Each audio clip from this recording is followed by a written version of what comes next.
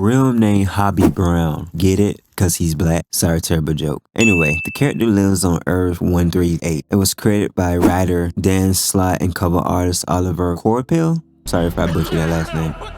First introduced in comic The Amazing Spider-Man issue 10, January 2015.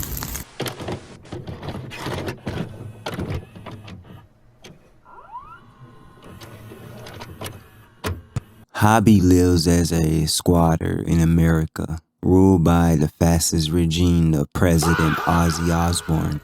He gained his powers after being beaten by a spider that was altered by radiation by illegal waste dumping. Hey yo, what the fuck? Transforming him into a spider totem. Rising up as the leader of the Spider-Man army alongside his friend Carl Mornedu. What a dumb name. Wait! There's more! Better known as Captain Anarchy. Hobby fought back against Osborn's oppressive rule, embracing his identity as a radioactive superhero. He used his free spirit to rally the oppressed, and the forgotten inspired the very people the originate sought to crush in the name of America's so-called strength. A underrated superhero, Jessica Drew, also known as Spider-Woman, was created by writer Archie Goodwin and cover art by Mary Sevigne. First appearing in Marvel Spotlight issue 32, November 1976. Through methods developed by the High Evolutionary, Drew was subjected to experiments by her own father. What? What the fuck? While still an infant. These experiments involved splicing the genome of a spider into her own, fundamentally altering her physiology. God damn it, that High Evolutionary is a total menace.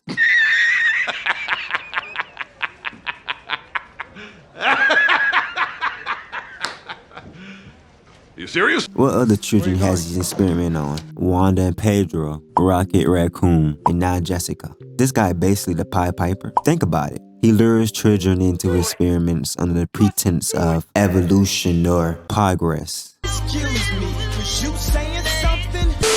The only difference is there's no magical flute.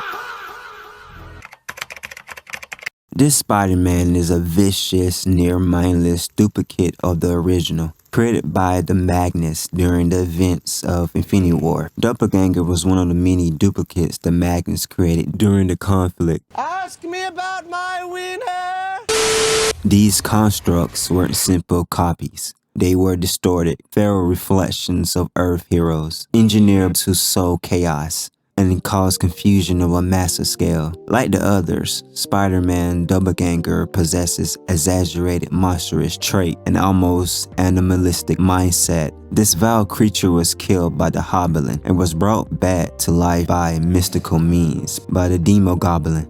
When Magnus was defeated by Adam Warlock at the conclusion of Infinity War. Compared to the main character, Adam Warlock. They didn't have the Hulk running away or being scared to fight Thanos.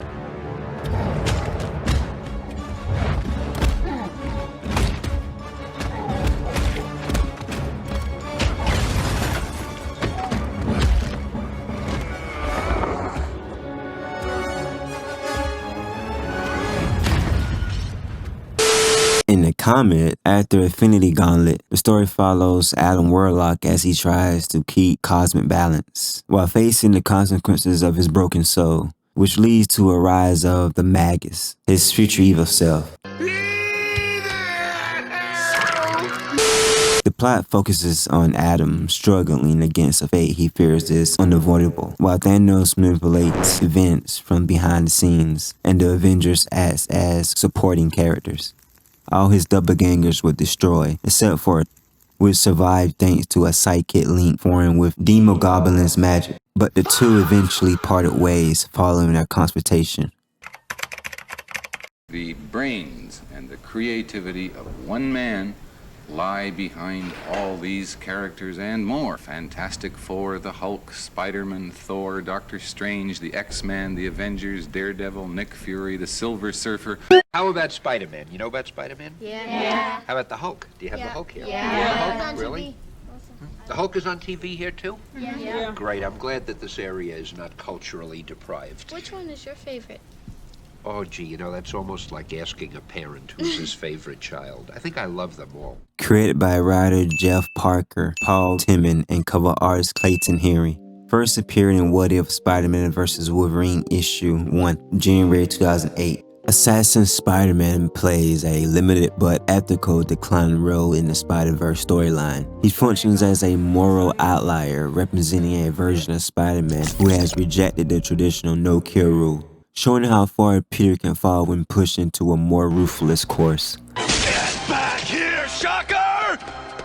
In which makes more sense on why he was always on Superior Spider-Man's I meant sigh throughout the comic run. Oh shit. Here we go again. Check out this fire panel with the 3 Spider-Men. I gotta tell you, it was perfect. Perfect. Everything, down to the last minute details. This character is an alternate version of Peter Parker from Earth 351, who became a top black agent assassin working alongside Wolverine. They both were sent on a Black Ops mission involving a woman named Charlemagne. No, not this guy. You know, plenty of people dead. Yeah. Plenty of people didn't even make it to be your age. Yeah. You should hope to get to 50. As long as your dick stay hard, you're fine. However, tensions between the two heroes escalate during the operation, and in the chaos, Spider-Man accidentally kills her, leaving Charlemagne to die in Wolverine's arms. Being a good friend, Logan offered Peter a job in the hopes of letting him redeem himself. After traveling to the Ural Mountains to rescue a woman named Alex, Spider-Man and Wolverine were intercepted by a weather-controlling mutant, the Crimson Demo. While Wolverine subdued the mutant, Spider-Man accidentally hit a character named Dynamo with a punch powerful enough to snap his neck, killing him instantly. After saving Alex, Spider-Man chose to remain with Wolverine to hone his skill through intense training. He ended his relationship with Mary Jane and began a new one with Alex, who deeply influenced his life. Together, he and Wolverine continue undertaking covert missions. Assassin Spider-Man has honed his abilities to their absolute peak. What, clown? Are you feeling angry, humiliated? Thanks to years of formal combat training, he possesses superhuman speed, strength, durability, stamina, agility, and leaping ability, along with an intense heightened spider sense,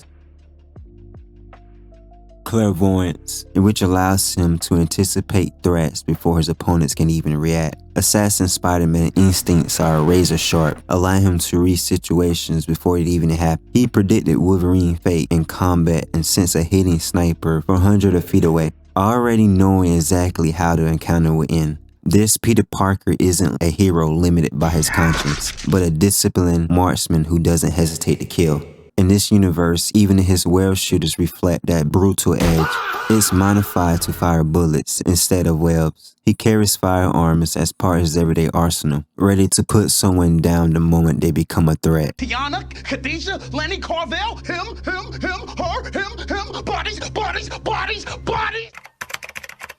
While not a traditional Spider-Man, he briefly assumed a similar mantle when he became a host for Venom, created by writer Stan Lee and cover artist Steve Ditko, first appearing in Amazing Spider-Man issue 19, September 1964. Mark Gargan was a former private investigator hired by J. Jonah Jameson to discover how Peter Parker managed to capture such incredible photos of Spider-Man. When that effort failed, Jameson paid him $10,000 to become a test subject in an experiment conducted by Dr. Farley Stillwell, a researcher specializing in animal mutation. The procedure intended to endow Gargan with the traits of another animal. Now, I know what you're thinking. It was a spider. No, not this time. It was actually a scorpion. The experiment went horribly wrong. The result drove Gargan insane and gave rise to the superpower criminal.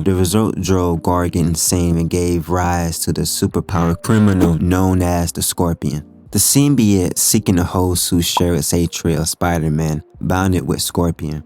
Though he initially refused, he was eventually convinced, becoming the new host of Venom in Marvel Knight Spider-Man Volume 11. When the Green Goblin was released from prison, he set Spider-Man Black Cat against the newly formed Sinister 12, because a 6, I guess, wasn't enough, right?